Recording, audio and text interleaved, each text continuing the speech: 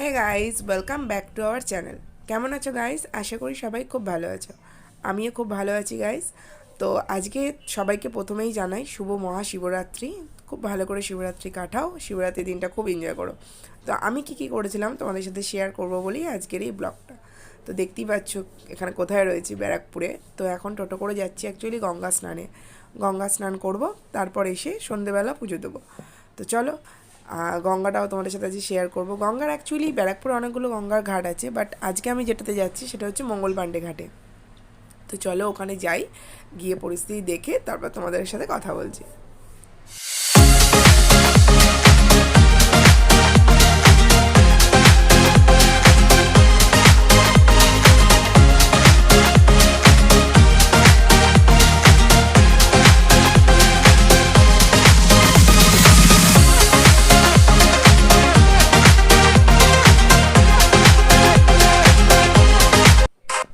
তো গাইস, রাস্তায় যেতে যেতেই দেখো এখানে পড়েছে সোমনাথ বাবার মন্দির। তো খুবই জাগ্রত এই মন্দির। ইভেন তোমাদের এখানে পুজো আরম্ভ হয়ে গেছে, এখানে পুজোও হচ্ছিল। তো টোটোর মধ্যে আরও দুজন প্যাসেঞ্জার ছিল, যে যারা এখানে নামবে বলে আর কি টোটোটা দাঁড় করানো হয়েছিল। তো দাঁড় করানোতে ভালোই হয়েছে, কারণ ওখানে আমরা দাঁড় করিয়ে দেখছি যে ওখানে পুজো অলরেডি অলমোস্ট কমপ্লিট একটা পর। তো সেখানে আমি প্রসাদ বিতরণও করছে। তো তোমার দাদাকে বললাম যাও গিয়ে একটু প্রসাদ নিয়ে আসো। দেখো প্রসাদ পাওয়াটা তো ভাগ্যের ব্যাপার। অটোওয়ালাও বলছিল আপনাদের ভাগ্যটা খুব ভালো, তাই খালি না তো লাইনটা নাকি অনেক দূর অবধি গেছিলো। তা যাই হোক, তোমার দাদাকে বললাম প্রসাদটা নিয়ে চলে আসো। তো দাদা বললো ঠিক আছে। তো নেমে এখন প্রসাদ নিতে যাচ্ছে। প্রসাদটা নিয়ে তারপর আমরা আবার সামনের দিকে চলবো। তো প্রসাদে কী ছিল বলো তো গাইজ? প্রসাদে ছিল লুচি, সুজি ছিল, আর বোঁদে ছিল, আর তোমাদের ঘোল দিচ্ছিল কিছু একটা, মানে ঘোল বা শরবত হবে। তো সেটা একটা দিচ্ছিলো। দেখছো কত ভিড়। তো সবাই পুজো টুজো দিচ্ছে, প্রসাদ নিচ্ছে। তো আমরাও, মানে প্রসাদ নিল তোমার দাদা, তারপর আবার ঘাটের দিকে। তো গাইস, আমরা চলে এসেছি মঙ্গল পাণ্ডে ঘাটে। বাট আমাদের এন্ট্রির ওখানে, মানে গেটের মুখে আটকে দিয়েছিল। ভাবছিল হয়তো আমরা পার্কে ঘুরতে যাব। অ্যাকচুয়ালি এখানে একটা পার্ক আছে, মঙ্গল পাণ্ডে পার্ক, খুবই সুন্দর। বাট এখানে এন্ট্রি করতে গেলে ওখানে টিকিট করতে হয়। তো যেহেতু আমরা গঙ্গা স্নান করবো, সেই জন্য আমাদের টিকিট করতে হয়নি। তো আমরা যখন বললাম যে আমরা গঙ্গায় স্নান করতে এসেছি, তখন বললো ঠিক আছে আপনারা যেতে পারেন। কিন্তু বাট যারা পার্কে ঘুরতে আসছে বা কোনো ছবি টবি বা ভিডিও শ্যুট করতে আসবে, তাদের কিন্তু টিকিট কেটেই আসতে হবে। তো এন্ট্রি ওখানেই টিকিট কেটে ওখানে ভেতরে এন্ট্রি দিচ্ছে।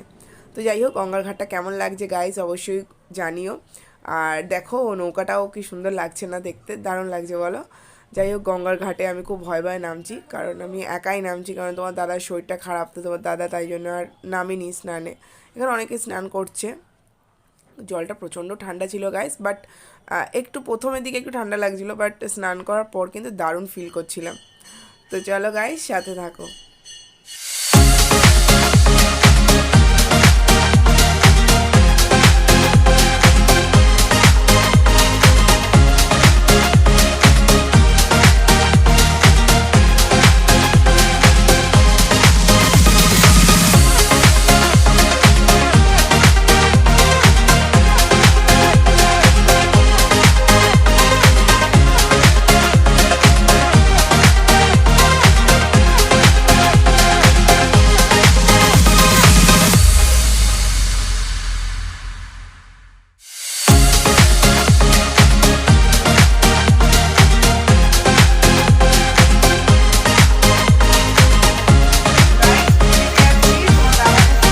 সেই জন্য দাদাকে সাথে নিয়ে গেলাম না।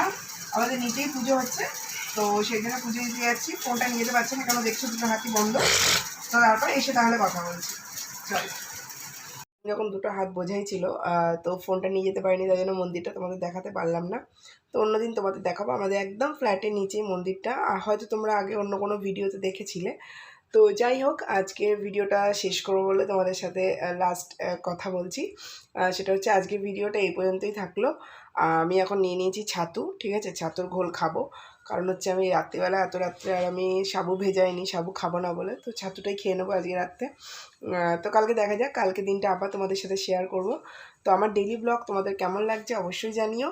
আর তার সাথে লাইক, কমেন্টস অ্যান্ড শেয়ার করতে একদম ভুলো না। আর চ্যানেলে তো যে দাদা দিদিরা বা যারা নতুন আছো সবাই, তারা প্লিজ চ্যানেলটা সাবস্ক্রাইব করে আমার পাশে থেকো। তোমাদের সাপোর্ট আমার খুবই দরকার। তো আজকের মতো tata, bye bye and good night.